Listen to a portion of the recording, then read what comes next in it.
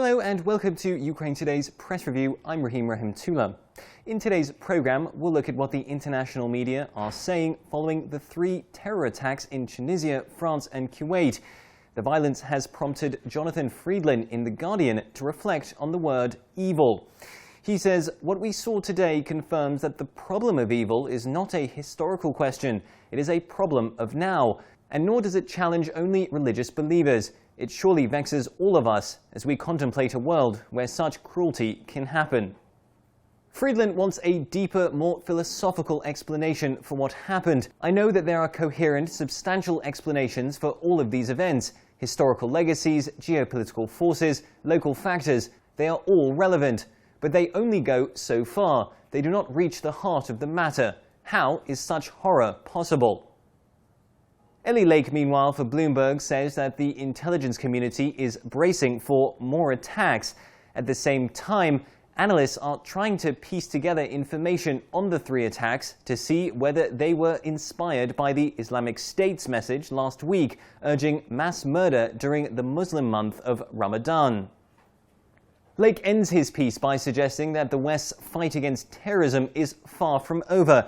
He brings in commentary from Democratic lawmaker Adam Schiff, who says the past 6 months have seen a surge in attacks around the world and a dramatic increase in arrests here at home.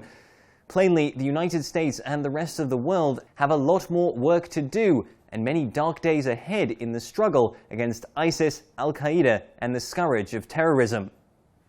Finally, Rainer Solich in Deutsche Welle says that who carried out the attacks is not what's important.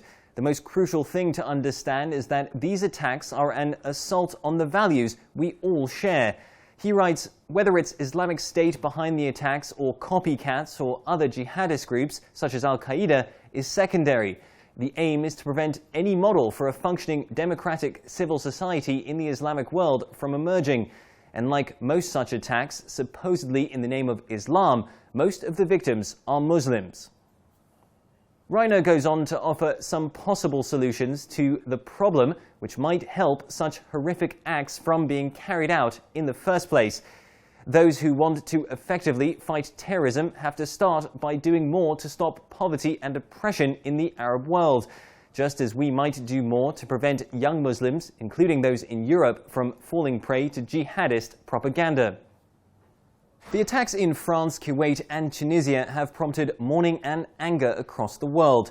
No doubt the scale of the tragedy will prompt governments in the West and from all corners of the globe to step up their efforts to eradicate terrorism both at home and abroad. That's all we have time for today. Do join us again tomorrow for another press review. In Kiev, this is Ukraine Today.